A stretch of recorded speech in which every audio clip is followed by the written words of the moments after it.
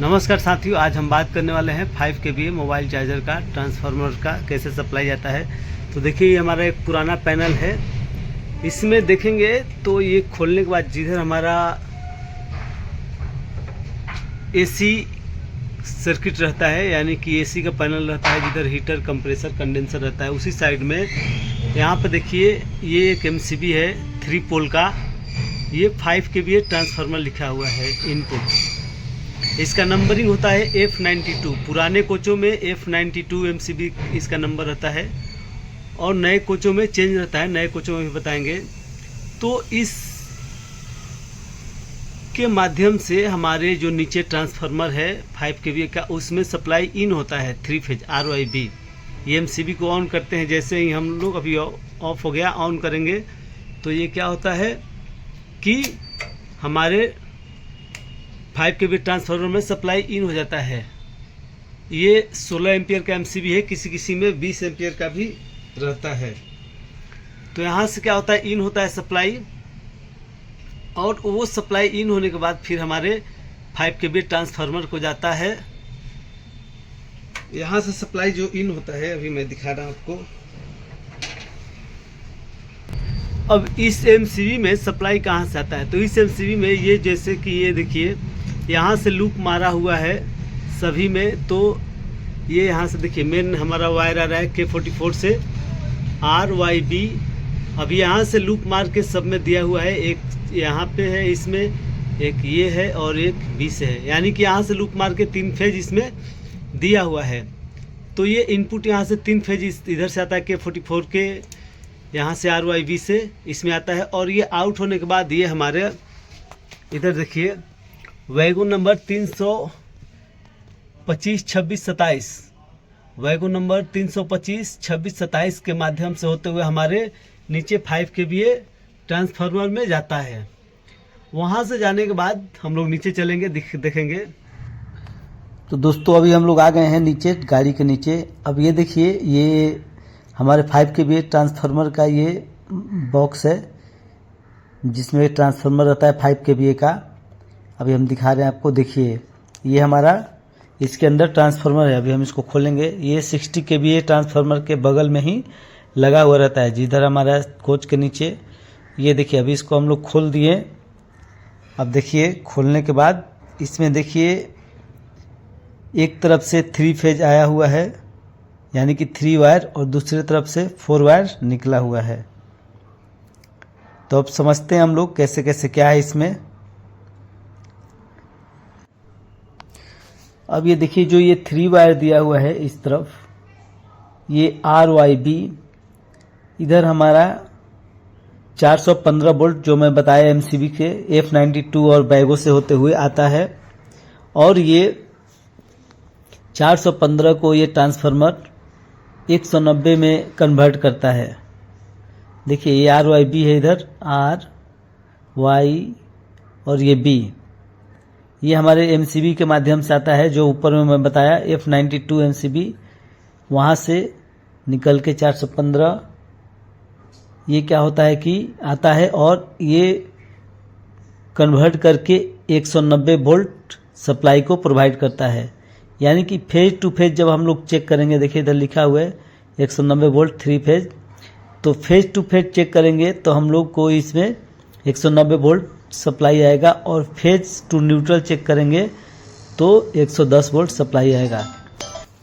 तो क्या होगा, ये यहाँ से सप्लाई निकल के ये हमारे वैगो में जाएगा ऊपर, और वैगो से फिर MCB के माध्यम से होते हुए हमारे कोच को चला जाता है। तो ये 5 kVA ट्रांसफार्मर रहता है। यहाँ से जाने के बाद क्या होता है, सेकेंडरी MCB में जाता है, जो कि हम अभी ऊपर बताएंगे, दिखाएंगे आप सबको। तो चलिए ऊपर देखते हैं कहाँ पे ये सप्लाई जाता है। तो जो हमारा नीचे 5 kVA का ट्रांसफार्मर है, वहाँ से वो सप्लाई क्या करता है कि 190 वोल्ट फेज टू फेज और phase two neutral 110 volt supply निकालता है। वो सप्लाई आउट होकर कहाँ आता है, तो ये यहाँ पे आता है। ये देखिए MCB हमारा है, यहाँ पे लिखा है F97 ये देखिए यहाँ पे F97 MCB है। यहाँ पे जो हमारे 5 kV ट्रांसफार्मर से सप्लाई आउट होता है 4 वायर, ये देखिए 4 वायर है, 1 2 3 4 RYB और न्यूट्रल। ये अगर फेज टू फेज हम लोग देखेंगे तो 190 वोल्ट सप्लाई आता है, और फेज टू न्यूट्रल देखेंगे तो 110 वोल्ट सप्लाई आता है। तो ये आउट होके हमारा MCB नंबर F97 पे आता है। ये पुराने कोच में है, नए कोचों में हम लोग देखेंगे कि MCB नंबर कितना है। अब यहाँ से देखिए आने के बाद ये 2 वायर इसमें भी है फेज में, और 2 वायर न्यूट्रल में भी है। तो ये 2 वायर किस लिए लगा है, ये 2 वायर निकल के यहाँ से, एक ये वायर और ये वायर सीधे ये MCB पे आता है। ये हमारा रेजर सॉकेट का MCB है। रेजर सॉकेट बोले तो जो हमारे बाथरूम में एक छोटा सा सॉकेट लगा हुआ रहता है, उसके लिए ये यहाँ पे सप्लाई दिया हुआ है। वो कहाँ से उठा के, तो यहाँ से ये वायर से उठा के इसमें दिया हुआ है। बाकी ये 3 वायर है, यहाँ से निकल के सप्लाई आउट होकर सप्लाई सीधे ये MCB में आता है, जो कि सिंगल पोल का MCB है। ये तीनों में आता है और यहाँ से सप्लाई हमारे कोच में डिस्ट्रीब्यूट होता है। तो चलिए अब नए कोच में देखते हैं कहाँ पे सप्लाई आता है। हम अभी आ गए नए कोच में।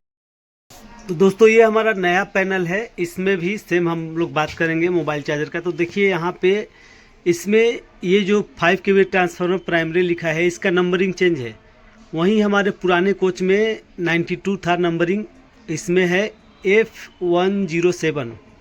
यहाँ से 5 से दिखाऊं तो आपको दिखता होगा। तो ये नए कोचों में थोड़ा सा नंबरिंग चेंज है, और बाकी पुराने कोचों में नंबरिंग अलग है।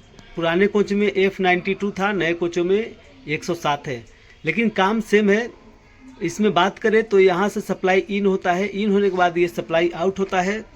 आउट होने के बाद ये हमारे वैगो 300, ये देखिए यहाँ पे मैं आपको दिखाता हूँ, 325, 26 और 27 जो दिख रहा है वैगो, यहाँ सप्लाई आता है। और यहाँ से सप्लाई आउट होकर ये सप्लाई हमारे नीचे 5 kVA ट्रांसफार्मर में जाता है।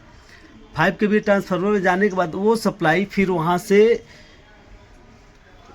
ट्रांसफार्मर क्या करता है कि स्टेप डाउन कर हमारे 415 सप्लाई को 190 फेज टू फेज और फेज टू न्यूट्रल 110 वोल्ट में कन्वर्ट करता है। और वो सप्लाई यहाँ आता है, निकलने के बाद 129, 30 और 31 पे आता है।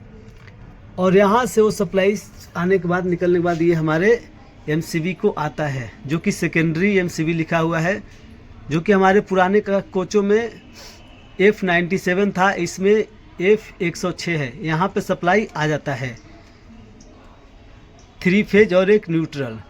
यहाँ से सप्लाई आने के बाद ये क्या होता है कि ये देखिए इसमें वायर लगा है, लूप है, यहाँ भी लूप है, जो कि सेम पुराने कोच में भी था।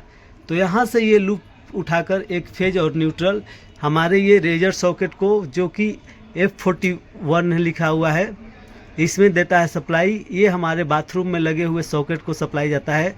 ये पुराने कोचों में भी नंबरिंग इसका सेम है, F41 ही है, और नए कोच में भी सेम है।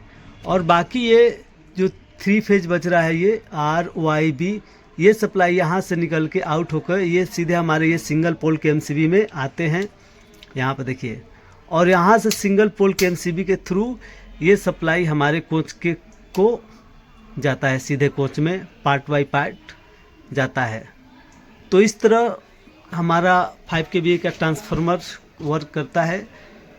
तो दोस्तों ये वीडियो कैसा लगा कमेंट करके बताएं। अगर कुछ त्रुटि हो तो उसको भी कमेंट में करें, ताकि मैं आगे से अच्छी तरह वीडियो बनाने की कोशिश करूं।